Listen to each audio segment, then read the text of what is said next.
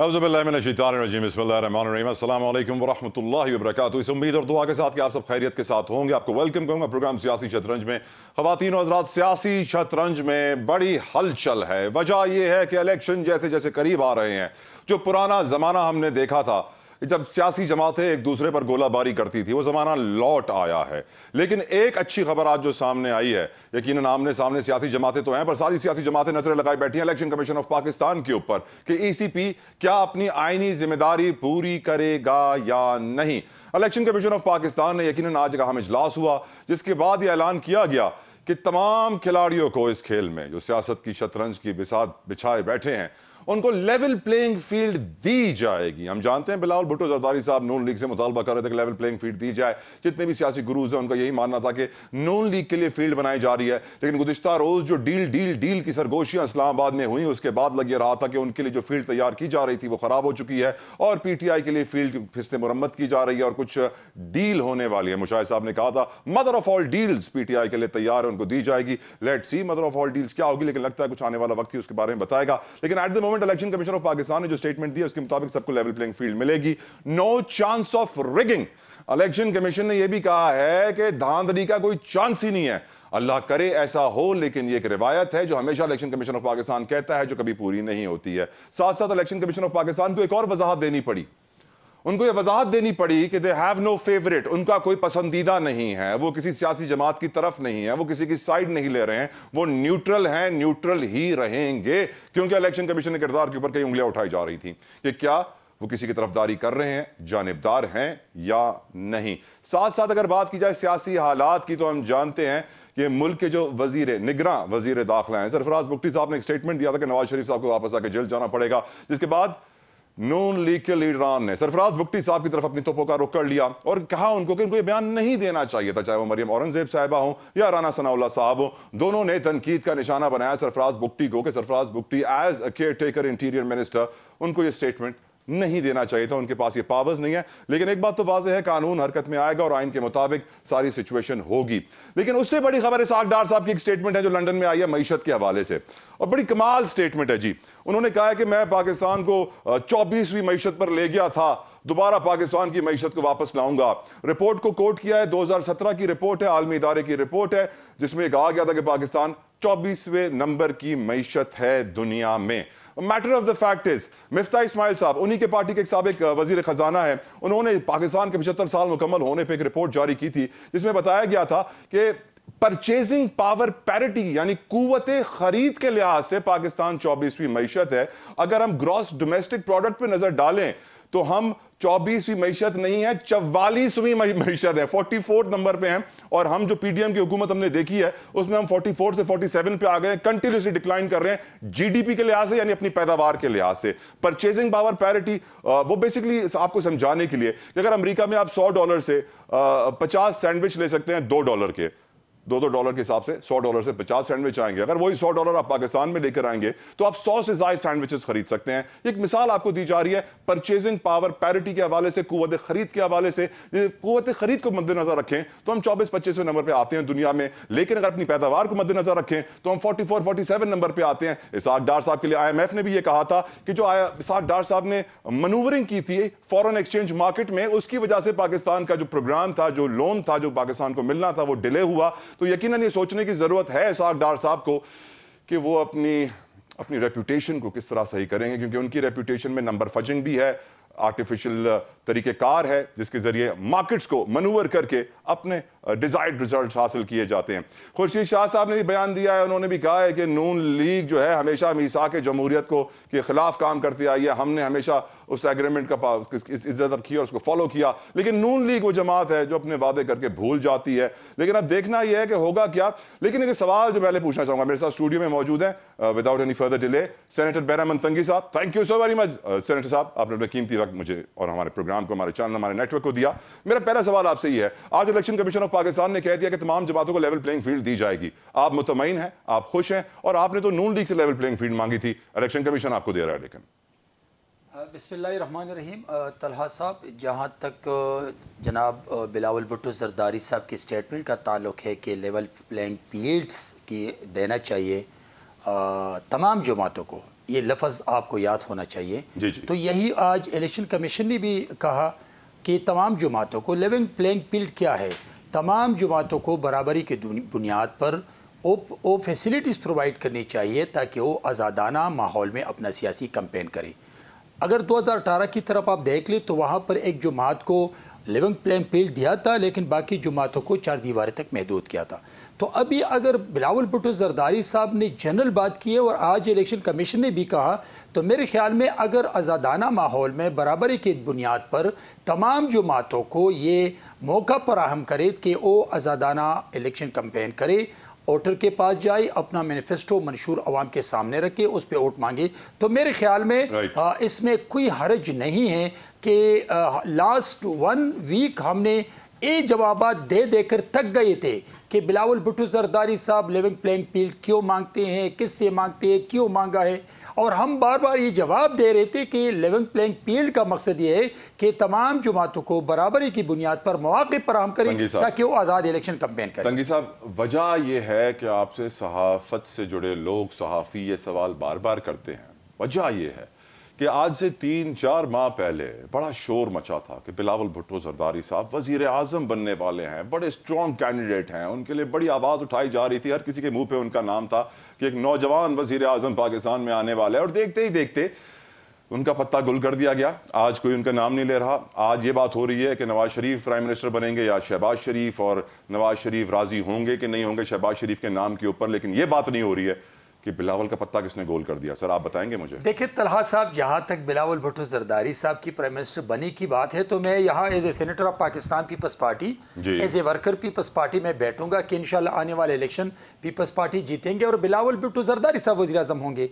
लेकिन उस दिन जब कराची से वो लाहौर तक गए हैं, मुल्तान तक गए हैं, तो आपने अवाम का जज्बा भी देखा है, आपने वर्कर्स का काम भी देखा है, और अभी पूरे मुल्क में सबसे पहले बिलावल भुट्टो जरदारी साहब ने चारों सूबों में पार्लिमानी बोर्ड बनाए, पार्लिमानी बोर्ड को अपने कैंडिडेट्स को फाइनल करने की डायरेक्टिव्स दी हैं, और विद इन 15 डेज में वो फाइनल करके मरकजी पार्लिमानी बोर्ड भिजवा देंगे। तो मेरे ख्याल में पीपल्स पार्टी ने अपने काम शुरू किए, अपना कैंपेन भी शुरू किया, तैयारी भी शुरू की, और इंशाल्लाह हम इस उम्मीद से हैं कि जैसे पंजाब में और खैबर पख्तूनख्वा में सबसे ज़्यादा लोग आ रहे हैं पीपल्स पार्टी में, तो हम उम्मीद रखते हैं कि इंशाल्लाह हमारा मंशूर, हमारा मैनिफेस्टो जब आवाम के सामने आएगा तो आवाम उस मंशूर को देंगे और बिलावल भुट्टो जरदारी साहब को वज़ीर आज़म बनाएंगे। अल्लाह करे ऐसा हो। और ये बताइए कि इस वक्त जो पीपल्स पार्टी के लिए कहा जा रहा है घेरा तंग, ऑपरेशन, सिस्टम चेंज, केसेस खुल रहे हैं, आपके सामने हैं, तो दिल तो टूटता होगा आपका कि अब आप पावर में नहीं आने वाले। देखिए तलहा साहब, जहाँ तक आपका घेरा तंग, केसेस, नैब की बात करते हैं, स्टॉप लिस्ट, तो मैं आपको बता दूं। देखिए गुलाम इसाक खान से लेके सेनेटर सैफुर रहमान मियां साहब, और फिर पीटीआई के एक्स चेयरमैन जो एक्स प्राइम मिनिस्टर मरहूम ज़ियाउल हक, गुलाम इसाक खान ने उनसे ओथ भी लिया था और उनसे माफ़ी भी मांगी थी। सेनेटर सैफुर रहमान अटक किला में उनके पाँव में बैठकर माफ़ी मांगी थी। मियां नवाज शरीफ साहब ने उनसे माफ़ी मांगी थी। और मैं आपको बता दूं कि बहुत जल्द जो एक्स प्राइम मिनिस्टर पीटीआई के जो चेयरमैन है, बहुत जल्द मैं आपको इस टॉक शो से बताऊंगा कि इमरान जरदारी साहब से माफ़ी मांगेंगे उसको जेल में डालने पर। मैं आपको बता रहा हूं कि हमारे लिए कोई नए केसेस नहीं हैं, चाहे वो नैब के केसेस हो, चाहे वो जो इल्ज़ामात हो, चाहे मीडिया ट्रायल हो, तो फेस करते भी हैं, फेस करते रहेंगे इंशाल्लाह, और अदालतों को फेस करेंगे। हमने कभी भी अदालतों को चैलेंज नहीं किया कि मैं पेश नहीं होऊंगा और जियालो को कहे कि जियालो आ जाओ, मुझे बचाओ, जरदारी हाउस पहुंचो। तो ना हमने वर्करों को डाल बना के अपने आप को बचाने की कोशिश की है, और ना मेरी लीडरशिप ने अदालत से बाइकाट किया है। तो मैं आपको बताता चलूं कि वो अदालतों में पेश होंगे, उस पर केसेस बने, वेलकम हम करते हैं, लेकिन वक्त साबित करते हैं कि जैसे आसिफ अली जरदारी साहब 12 साल जेल में रहने के बाद, 20 साल के बाद पाकिस्तान की अदालतों ने बाइज्जत बरी किया है, हम ये फिर भी इंशाल्लाह इसकी उम्मीद रखेंगे। ये बताइए, आपने एक बहुत बड़ी स्टेटमेंट दे दी है, मैं भी अचंभे का शिकार हो चुका हूँ, शॉक में चला गया हूँ। बहुत सारे देखने वाले सोच रहे होंगे कि आखिर चेयरमैन पीटीआई जरदारी साहब से कैसे माफ़ी मांगेंगे, क्यों माफ़ी मांगेंगे, क्या मुहर्रिकात होंगे, क्या जरदारी साहब चेयरमैन पीटीआई को जेल से रेस्क्यू करेंगे, कोई पैसे ऑफर होगी, कोई पैकेज ऑफर होगा, कोई डील होगी।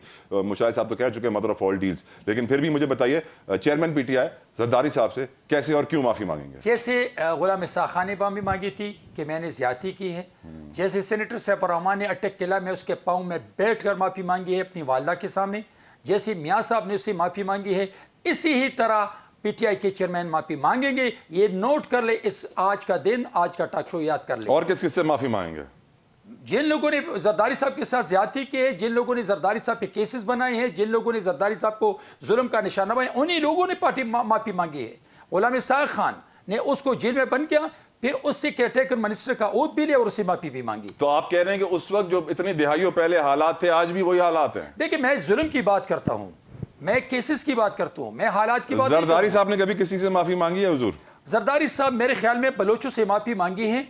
जब बलोचों के साथ ज्यादती हुई थी तो मैं जो आसिफ अली जरदारी साहब ने बलोच कौम से, बलूचिस्तान के अवाम से माफ़ी मांगी थी कि अगर आपके साथ ज्यादती हो चुकी है, मैं as a president of Pakistan माफ़ी मांगता हूँ। मैं चाहता हूँ कि मैं बलूचिस्तान को तरक्की दूँ, मैं बलूचिस्तान को पाकिस्तान के साथ मिला के ऐसा तरक्की दूँ कि जैसे इस्लामाबाद में तरक्की हो रही है। लेकिन सर जो इस वक्त कॉमन अंडरस्टैंडिंग है एक आम आदमी की, उसको नज़र यह आता है हुजूर कि ताकत में आने के लिए 13 जमातें एक हो जाती हैं, पीपल्स पार्टी किसी से भी हाथ मिला लेगी अपनी सिंध की गवर्नमेंट को कंटिन्यू करने के लिए और वफाक में 2-4 वजीरों की सीट्स लेने के लिए।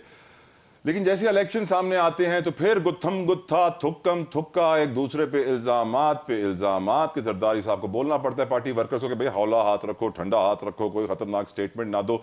तो यार तंगी साहब, ये डबल स्टैंडर्ड्स नहीं है क्या? ये मुनाफिकत नहीं है कि हम ताकत की खातिर तो सबसे हाथ मिला लेंगे, लेकिन जब इलेक्शन लड़ना होगा तो फिर एक दूसरे के सामने खड़े हो जाएंगे? देखिए, एक इलेक्शन कैंपेन है और एक हुकूमत चलाना है। हुकूमत चलाने के लिए मुल्क के इदारों को और मुल्क को मजबूत बनाना पड़ता है और मुल्क को मुश्किलात से निकालने के लिए 2008 से 13 तक आसिफ अली जरदारी साहब ने जो कंसेंसस का नारा लगाया था, इसलिए कि इस मुल्क को इन मुश्किलात से निकालने के लिए एक पार्टी नहीं कर सकती है, लिहाजा हमें मिलकर पाकिस्तान को मुश्किलात से निकाल लें। और मियाँ साहब के घर पे जाके प्रेस कॉन्फ्रेंस में ये रिकॉर्ड पे हैं कि मैं चाहता हूँ कि हमारी ये जो सियासी ताल्लुकात है ये हमारे बच्चों तक पहुँचे, और वही कंसेंसस आज भी हमारे सामने है कि मुल्क बहुत ज़्यादा अंदरूनी बैरूनी मुश्किलात में हैं, और अगर अल्लाह ने मौका दिया तो बिलावल भुट्टो जरदारी साहब एज ए प्राइम मिनिस्टर कोशिश करेंगे कि जमहूरियत पसंद जमातें, मुहिब वतन जमातें, जिन लोगों ने जमहूरियत के लिए, मुल्क के लिए कुर्बानी दी है, उनको वेलकम करेंगे।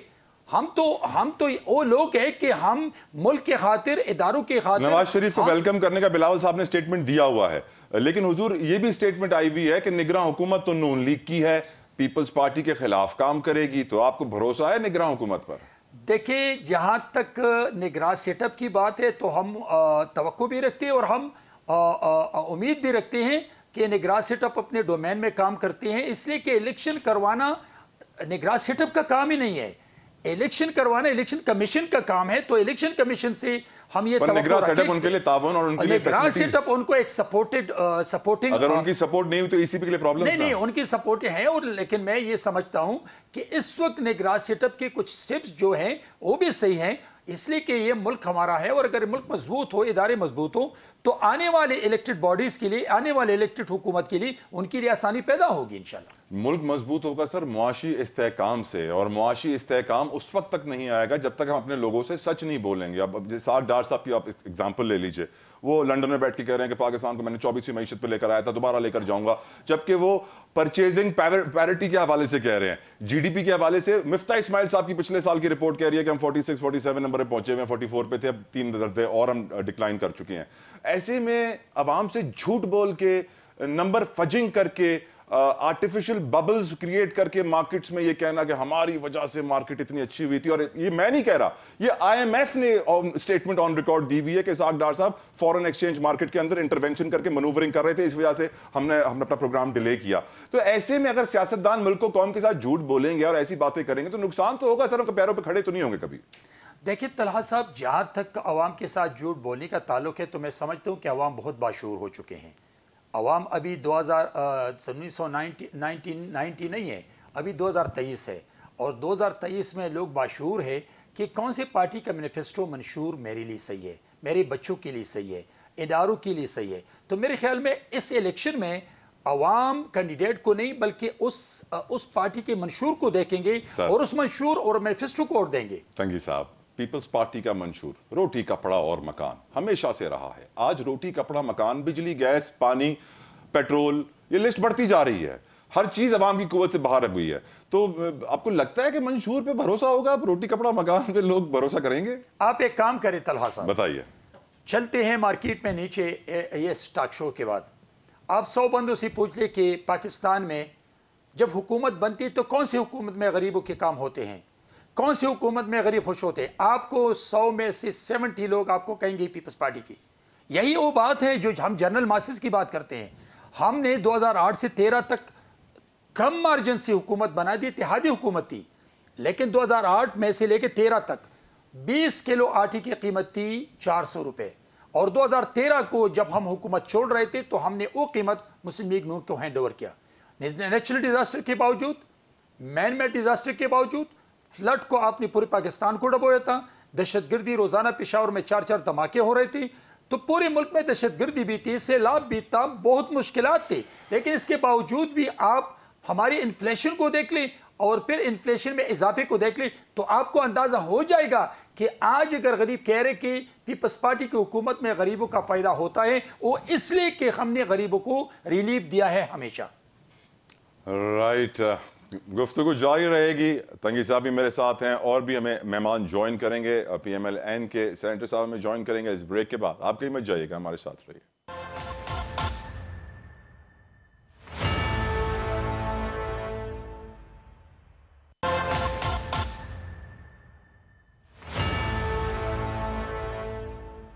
गुज़िश्ता रोज ख़वातीन व हज़रात एक कन्फ्यूजन क्रिएट हो गई। शाम को यह खबर आती है कि चेयरमैन PTI को अटक से अडियाला जेल मुंतकिल कर दिया गया है अदालत के अहकामात पर, लेकिन रात को पता चलता है कि कुछ वजूहात के बिना पर ऐसा अमल नहीं किया गया, जबकि सोशल मीडिया पर कुछ PTI के वकला की जानिब से यह स्टेटमेंट जारी किया गया कि उन्हें ट्रांसफर कर दिया गया है। लेटर ऑन यह मालूम पड़ता है कि नहीं, वो इस वक्त भी अटक जेल में ही है क्योंकि कोर्ट के ऑर्डर्स नहीं आए और जेल हुकाम ने कहा सिक्योरिटी कंसर्न्स है, सिक्योरिटी सिचुएशन ऐसी है कि उनको इस वक्त ट्रांसफर नहीं किया जा सकता है। क्या हुआ ये हम जानेंगे। हमें ज्वाइन किया है शुएब शाहीन साहब से, किसी तारुफ के मोहताज नहीं है, PTI की लॉयर्स टीम के लीडर हैं। Thank you so very much Shoaib साहब। साथ साथ हमें ज्वाइन किया इलेक्शन कमीशन ऑफ पाकिस्तान के साबिक सेक्रेटरी हैं लेकिन आजकल वजीर हैं, वफाकी वजीर, निगरान वजीर, वजारत कानून और पार्लिमानी उमूर, कुंवर अब्दुल शाह साहब। Thank you so very much Kunwar साहब, आपने अपना कीमती वक्त हमारे लिए निकाला।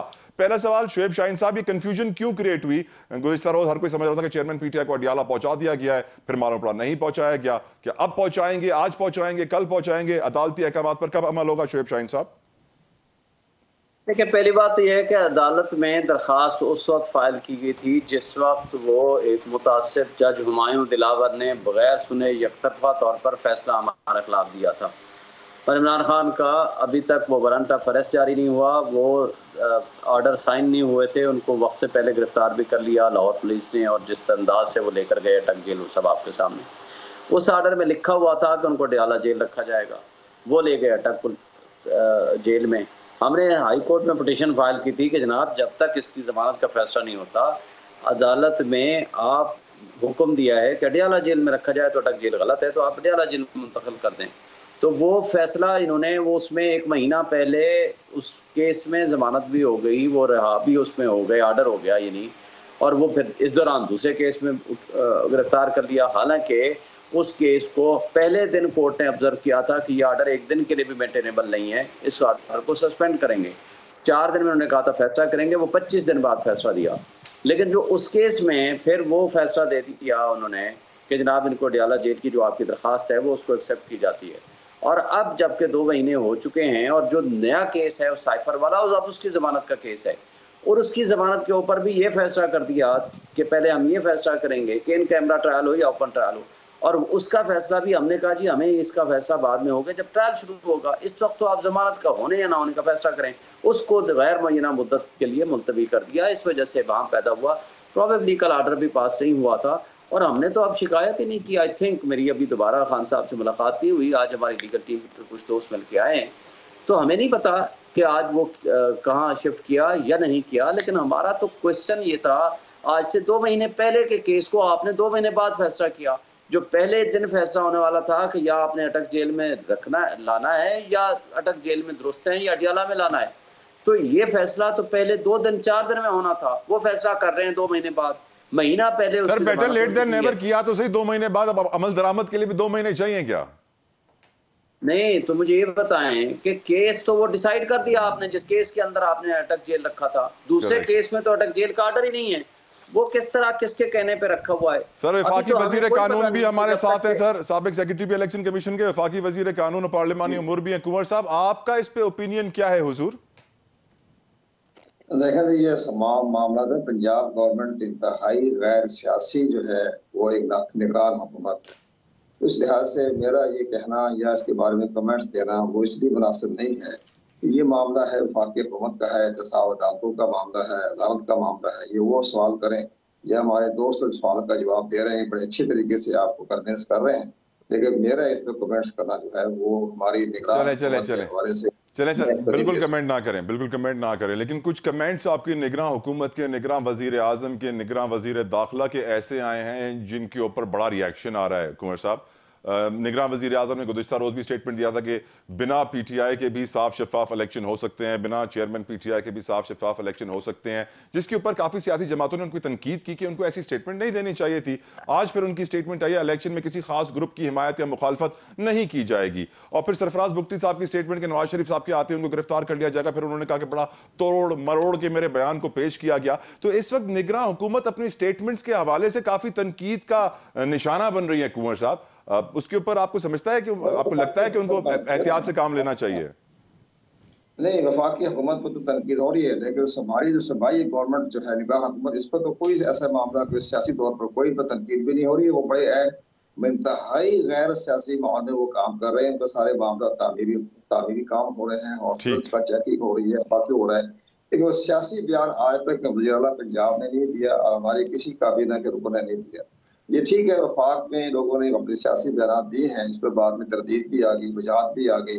बट कुंवर साहब, एज अ इलेक्शन एक्सपर्ट, आप क्योंकि इलेक्शंस के एक्सपर्ट समझे जाते हैं पाकिस्तान में, आपकी नजर में क्या ऐसे बयानात से साजगार माहौल पैदा होगा या नुकसानदेह माहौल पैदा होगा? ये मुनासिब नहीं है। दरअसल बात यह कि निगरान हुकूमत का जो रोल होता है वो आर्टिकल 224 के तहत और इलेक्शन एक्ट 230 के तहत इंतहाई महदूद इनका जो है वो उनका किरदार है, और इस पर लिखा हुआ है कि इंतहाई गैर सियासी तौर पर जो है वो अपना काम करेंगे। और इसलिए आप देखें कि खैबर केपी की में चंद महीने पहले, 2 महीने पहले जो वज़रा ने जो सियासत में हिस्सा लिया, तो इलेक्शन कमीशन ने 19 वज़रा से इस्तीफे दे दिए। तो ये भी एक इलेक्शन कमीशन का बड़ा जानदार कदम था। इस लिहाज से इस तरह हमारे सिंध में देख रहे हैं, पंजाब में देख रहे हैं, या किसी सियासी, हमारी छोटी सी मुख्तसर सी काबीना है और टेक्निकल वज़रा है, हमारे जितने भी वज़रा हैं टेक्निकल है, वो सियासत से इस मामले में कभी उन्होंने कोई कंट्रोवर्शियल बयान भी नहीं दिया, ना ही कोई सियासत है। लेकिन पंजाब हुकूमत के जो तर्जमान हैं, जब महसूस करते हैं कि पंजाब हुकूमत की तनकीद की जद में आ गई है, तो फिर वज़ीर आला की तरफ से जो उनके तर्जमान हैं वो उसकी वजाहत कर देते हैं। अदरवाइज सारे मामला तो उनके तामीरी जा रहे हैं। कभी किसी सियासी बयान नहीं दिया और किसी सियासी जमात ने भी उनके बारे में कोई ऐसी बात नहीं कही। उनकी बिल्कुल गैर जानकारी जो है मुसलमा है। तो इसलिए हम जो बाकी हुकूमत जो कर रही है, तो वह बाद में तरदीद भी कर रही है, वजाहत भी कर रही है। मुफ्ती असलम साहब बहुत बड़े जर्नलिस्ट भी हैं, समझदार हैं, वो समझते हैं। सर, वो कहा जा रहा है उनके दिन भी गिने जा चुके हैं, उनका भी वक्त अब कम बचा है।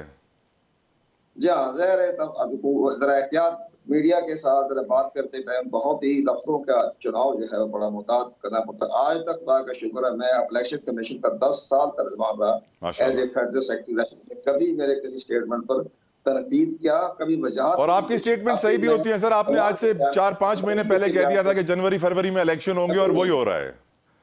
करेक्ट। जी हाँ, वो हम जब बयान पर तजिया दे रहे हैं तो वो सारे लिहाज से हमारा रिस्पेक्ट भी करते हैं। आज तक मैंने कभी अपने बयान की तरदीद भी नहीं की, वजाहत भी नहीं की। वही तो बड़ी रागी होती है कि वज़ीर आज़म या उनके वज़रा जो होते हैं वो तरदीद तरजीह, तो ये बड़ा अफसोस की बात होती है। बड़े सियासतदान लोग हैं, तो लफ्जों के मौजूद चुनाव में बड़ा चुनाव करना पड़ता है, देखना पड़ता है। राइट। तो कभी हमें कभी इख्तियार में हम नहीं आते, कभी नाराज भी होते, तमाश ठीक है, सवाल जवाब भी हमें टेक्निकल तौर पर जवाब दे देते हैं। अब हमेशा आपके जवाब सर बड़े अच्छे होते हैं और आवाम की समझ में भी आते हैं। शाहीन साहब, आपसे एक बड़ा इंपॉर्टेंट क्वेश्चन है। गुज़िश्ता रोज से आपसे सबसे ज़्यादा ये सवाल पूछा गया है कि भाई ये मदर ऑफ ऑल डील्स कौन सी है जो चेयरमैन पीटीआई को मिलने वाली है, क्योंकि आज की खबर है कि चेयरमैन पीटीआई और वाइस चेयरमैन की जुडिशल रिमांड में तौसीक कर दी गई साइफर केस में।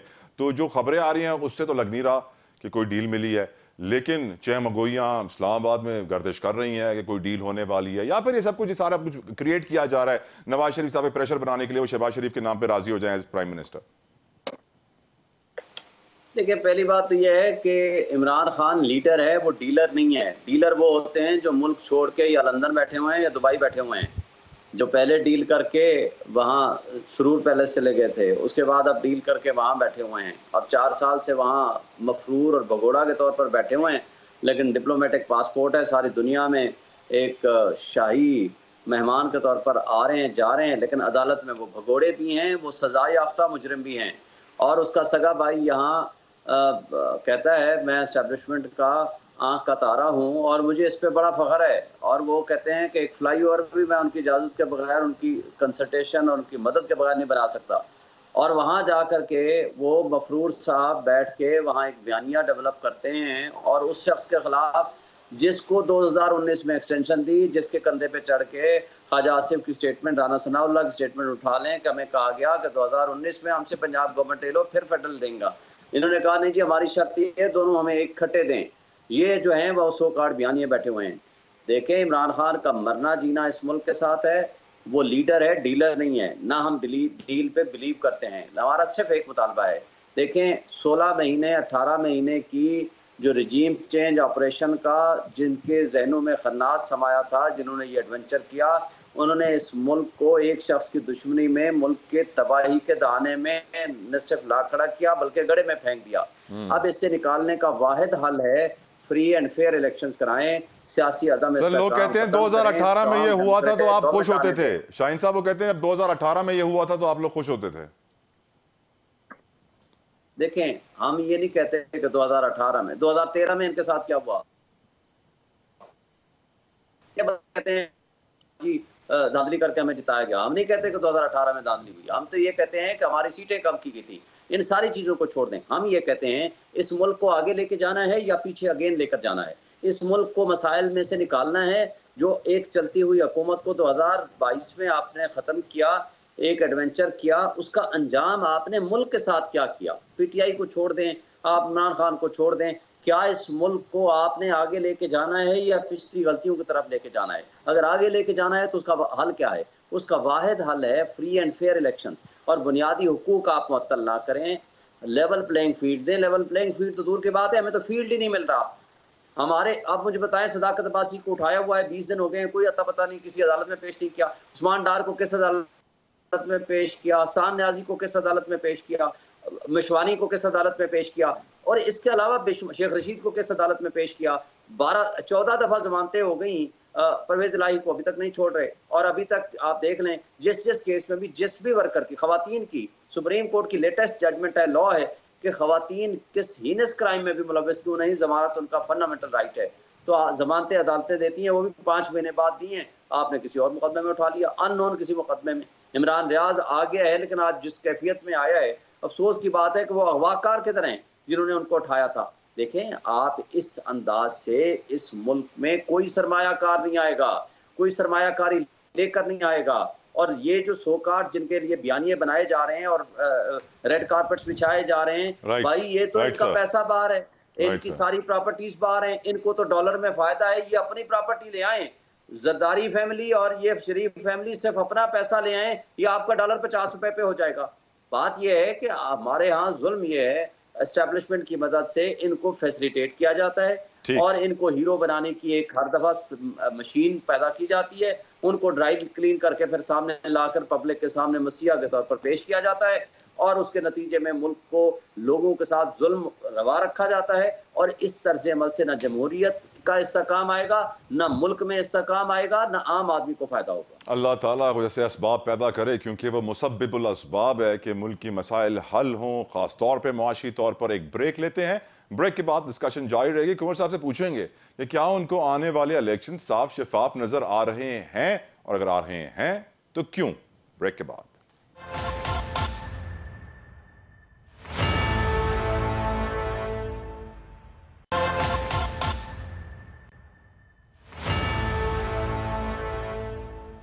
ख़वातीन और हज़रात, मुआशी बहाली के बिना पाकिस्तान का अपने पैरों पे खड़ा होना मुश्किल है। बहुत ज़रूरी है कि सियासी अदम इस्तेहकाम को ख़त्म किया जाए, जिससे इकनॉमिक अनसर्टनिटी ख़त्म होगी और बहाली होगी हमारी मईशत की। लेकिन जो इसाक डार साहब ने स्टेटमेंट जारी किया है उसको यकीनन डिस्कस करेंगे, और साथ साथ इकनॉमिक फ्यूचर आउटलुक मुल्क का क्या है, पाकिस्तान का कैसा मुस्तकबिल होगा मुआशी तौर पर जानने के लिए हमारे साथ इस वक्त मौजूद हैं। किसी तारुफ के मोहताज नहीं है, हमारे माहिर मुआशियात हैं, बड़े एक्सपर्ट हैं, खुर्रम शहजाद साहब। Thank you so very much for giving us your precious time. Sir, मेरा पहला सवाल आपसे यह है, इसाक डार साहब के ऊपर बहुत सारे इल्जामात हैं और तारीख गवाह है कि उन्होंने एक दौर में मनी लॉन्ड्रिंग का एफिडेविट भी दिया था। IMF ने भी ये स्टेटमेंट जारी की थी कि इसाक डार साहब की वजह से प्रोग्राम में डिले हुआ था क्योंकि वो फॉरेक्स एक्सचेंज मार्केट में इंटरवीन कर रहे थे और मनूवर करने की उसे कोशिश कर रहे थे, जब उन्हें उनके वजीर आजम को असेंबली में खड़े होकर ये कहना होता था कि मेरे आने के बाद डॉलर इतना गिर गया है। इस वक्त उन्होंने जो स्टेटमेंट दिया अगेन कि मैं हमारे दौर में मुल्क की मईशत 25वें नंबर पर थी, हम दोबारा उसी नंबर पर लेके आएंगे, जबकि मिफ्ता इस्माइल साहब की, और वो 2017 की रिपोर्ट को कोट कर रहे हैं, मिफ्ता इस्माइल साहब की पिछले साल की रिपोर्ट है जिसमें लिखा हुआ है कि जीडीपी के लिहाज से हम इस वक्त 47th नंबर पर आ गए हैं। उस वक्त 44th नंबर पे थे जो पीडीएम की हुकूमत थी, उसमें और हम डाउनग्रेड हुए हैं, और परचेजिंग पावर पैरिटी के हवाले से हम 25वें नंबर पे हैं। आप इस स्टेटमेंट को और इसाक डार साहब के करियर को एज ए फाइनेंस मिनिस्टर कैसे देखते हैं, क्योंकि उनके ऊपर यही इल्जाम लगता रहता है कि number fudging, market manoeuvring. How do you see it sir? Thank you very much for having me. देखें, पॉलिटिशियंस जो होते हैं वो डेफिनेटली एक नैरेटिव क्रिएट करते हैं, और आपने भी देखा है, हम सब ने देखा है, वो द पीरियड, ये सिर्फ पाकिस्तान में नहीं पूरी दुनिया में होता है कि इकनॉमिक नैरेटिव क्रिएट किया जाता है। वर्ल्ड बैंक को ऑफ कोर्स अट्रैक्ट करने के लिए ये नैरेटिव क्रिएट किया जाता है कि जी हम नंबर्स कैसे प्रेजेंट करें, हम किस तरह से पोजिशनिंग कैसे करें। ये आपको पता है पॉलिटिशियंस करते हैं, और उसमें सही चीज़ें भी होती हैं, गलत चीज़ें भी होती हैं। ये बेसिकली कैसे प्रेजेंट किया जाता है ये मैटर करता है। अब आप जो कह रहे हैं कि 25वें नंबर पे हम थे, तो आपने खुद ही उसको एक्सप्लेन कर दिया कि दो तरह से जीडीपी को जो है वो देखा जाता है। एक परचेजिंग पावर पैरिटी होती है कि उसमें महंगाई वगैरह की और करेंसी की जो डिफरेंसेस होते हैं दो मुल्कों के दरमियान, उनको आप क़ुव्वत ख़रीद को जो है वो एडजस्ट करते हैं कि जी मैं कितना क़ुव्वत ख़रीद मेरी है, और आपकी अगर दूसरे एंड पे आप बैठे हैं दूसरे किसी मुल्क में, तो आपकी क़ुव्वत ख़रीद कितनी है, इन दोनों को मैं बराबर ले आऊँ तो मेरे कितनी जो है वो इस्तिताअत है मैशत की और आपकी कितनी है। ये और फिर एक स्टैंडर्ड नंबर होता है कि जिसके ऊपर इन्फ्लेशन को एडजस्ट आप नहीं करते, नॉमिनल इन्फ्लेशन लेते हैं। तो ये हम टेक्निकलिटीज़ में पड़ जाएंगे, लेकिन बॉटम लाइन ये है कि जहाँ मेरा अच्छा नंबर आ रहा होगा मैं उसको कोट करूँगा डेफिनेटली, और जहाँ मैं बुरा नंबर आ रहा होगा मैं उसे जो है छुपाने की कोशिश करूँगा या नहीं बताऊँगा डेफिनेटली। तो this is about how you present facts. Right sir, facts भी होते हैं बट वो प्रेजेंटेशन भी बड़ी मैटर करती है। तो देखें, ये सब करते हैं, मैं एक बंदे को दो बंदे को पूछने कहूँगा। सेकेंडली आपने ये कहा कि जी एज फाइनेंस मिनिस्टर, देखें फाइनेंस मिनिस्टर जो है वो कोई भी हो, हम पॉलिटिकल कंसिडरेशंस को ज़्यादा देखते हैं बनिस्बत इसके कि हम प्योर इकोनॉमिक फंडामेंटल्स को किस तरह से अंडरस्टैंड किया जाता है उसको देखें। और ये सिर्फ एक पार्टी का नहीं है, ये ऑलमोस्ट तमाम हमारे यहाँ पॉलिटिकल पार्टीज ने ये किया है। तो हम किसी एक को पकड़ के कहेंगे तो वो मेरे ख्याल में अनफेयर होगा। किसी एक पार्टी। खुर्रम शहजाद साहब, एक और इंपॉर्टेंट क्वेश्चन, वक्त कम है सर, मेरे पास सवाल बहुत है। खुर्रम साहब, ये बताइए कि लोग एक्सपेक्ट कर रहे हैं कि डॉलर की वैल्यू गिरी है, रुपया मुस्तहकम हुआ है, पेट्रोल सस्ता होगा। क्या आपको लगता है पेट्रोल सस्ता होगा? क्योंकि बहुत सारी जरा ये कह रहे हैं कि ये सब ख्वाहिशें हैं, बिल्ली के ख्वाब में छींचड़े हैं। आपके पास क्या इंफॉर्मेशन है सर? देखिए, मेरे ख्याल में एक्सपेक्टेशंस को हमें सीधा रखना है, सही रखना है। मुझे नहीं लगता कि पेट्रोल सस्ता होगा या बहुत ज़्यादा सस्ता होगा, थोड़ा बहुत हो सकता है, बट मुझे ये भी नहीं लगता। उसकी वजह यह है, नंबर 1 कि आप IMF प्रोग्राम में हैं, और IMF के साथ आपने इतने वादे किए, इतनी कमिटमेंट्स की, और फिर उनको आपने तोड़ा। ये डिफरेंट गवर्नमेंट्स ने किया ओवर द पीरियड, और उसकी वजह से अब IMF का भी आपके पास ट्रस्ट नहीं रहा उस तरह से। तो IMF पहले आपसे काम करवाता है, फिर आपको पैसे देता है। तो आप ये समझें। और दूसरा इशू ये है कि क्योंकि हमारा जो रोल है वो ये कि हमने टैक्सेस सही जगह से लेने हैं और सही जगह उसकी मुराद देनी है, तो वो भी हमने नहीं किया। तो इवेंचुअली क्या हुआ, उसका एक रिजल्ट ये हुआ कि एक आम आदमी से टैक्स लगाना आसान है। बिजली पे टैक्स लगा दें आप, पेट्रोल पे टैक्स लगा दें आप, और जो है टैक्स आप ऐड कर दें कॉर्पोरेट पे या बिजनेसेस पे। तो मेरे ख्याल में आप ये इस वक्त भूल जाएं कि कोई आपको बेनिफिट मिलेगा। आप ये इस पे शुक्रगुजार हो जाएं कि मज़ीद इंक्रीज़ नहीं होगा पेट्रोल, क्योंकि डॉलर की जो कीमत है वो नीचे आई है लोकल मार्केट में। उसकी वजह से एक बेनिफिट जो है वो ऑफसेट कर देगा। हो सकता है पेट्रोल बहुत ज़्यादा ना बढ़े। हाँ, ये एक्सपेक्ट करना कि जी वो 20 रुपये 30 रुपये नीचे आ जाएगा, मेरे ख्याल में ये स्पेकुलेशन है, और ये जो है ना एक्सपेक्टेशन ही ठीक नहीं है। खुर्रम साहब, मुल्क का मुआशी मुस्तकबिल आप कैसा देख रहे हैं, और स्पेशली इस निगरान हुकूमत की स्ट्रैटेजी, जिस तरीके से चीज़ों को डील किया जा रहा है, आपकी नज़र में मुल्क का मुआशी मुस्तकबिल कैसा है और क्यों? देखिए, मेरे ख्याल में एक्सपेक्टेशंस अपनी केयर टेकर से लगाना भी ठीक नहीं है। उसकी वजह ये है कि उनका एक रोल है, वो डिफाइंड है कॉन्स्टिट्यूशन में कि उनको जो है वो इलेक्शंस करवाने हैं, ट्रांसपेरेंट। लेकिन सर, वो इलेक्शंस एक्ट में तरमीम करने के बाद उनके रोल को एक्सटेंड कर दिया गया ना, उनको पावर्स दे दी गई कि आप डे टू डे अफेयर्स के अलावा भी इंपॉर्टेंट डिसीजंस भी ले सकते हैं। जी, मैं उसी तरफ आ रहा था कि कुछ ऐसी चीज़ें उनको दी गई हैं जो वो कर सकते हैं, बट प्रॉब्लम ये है तला साहब कि जो टाइम है वो बहुत कम है। 90 डेज़ हों या इवन 120 डेज़ हों, इसमें जब आपकी इलेक्टेड गवर्नमेंट्स ने 5-5 साल या 3-3, 4-4 साल कुछ नहीं किया, उस तरह से स्ट्रक्चरल इश्यूज नहीं ठीक किए, तो आप क्या एक्सपेक्ट करते हैं कि क्या 120 डेज़ में सब ठीक हो जाएगा? तो ये एक्सपेक्ट करना ही गलत है केयर टेकर गवर्नमेंट से। आप उनसे ये एक्सपेक्ट करें या उनसे ये रिक्वायर करें, उनको ये कहें कि जी जल्दी आप इलेक्शंस करवाएं ताकि एक मैंडेटेड गवर्नमेंट आए। जितना जल्दी एक मैंडेटेड गवर्नमेंट आके और अपना चार्ज संभाल लेगी, उतना वो अकाउंटेबल होगी, उतना जल्दी वो बड़े फैसले कर सकती है जो कि हमें रिक्वायर्ड है, और अपने ऊपर लागू करे फैसले, आम आदमी पे नहीं, अपने ऊपर लागू करे, अपने खर्चे कम करे, अपने कर्जों को मैनेज करे, पैसे की जो छपाई है वो कम करे, रुपए की छपाई कम करे, तभी इन्फ्लेशन रुकेगी और ये कदर में जो कमी हो रही है ये रुकेगी। जो आपने तजावीज़ पेश की उन सब पे मैं आमीन कहूँगा। Thank you so very much Khurram Shahzad साहब, आपके कीमती वक्त का। इस बात में कोई शक व शुबा नहीं है कि मौजूदा निगरान हुकूमत हो या आने वाली हुकूमत हो, अब बात सिर्फ मईशत पर होगी। जब तक हुकूमत सही फैसले नहीं करेगी मुआशी तौर पे और सियासतदान अपने सियासी मफादात को एक तरफ रख के मुल्क के मुआशी मफादात के लिए अहम इकदाम नहीं उठाएंगे, पाकिस्तान मुश्किल में रहेगा। इस उम्मीद और दुआ के साथ कि अल्लाह ताला वो हमें दिन दिखाए जब पाकिस्तान मुआशी तौर पर तरक्की याफ्ता ममालिक में शामिल हो। तलाजती को इजाज़त दीजिए। अंटिल नेक्स्ट टाइम, अल्लाह हाफिज़।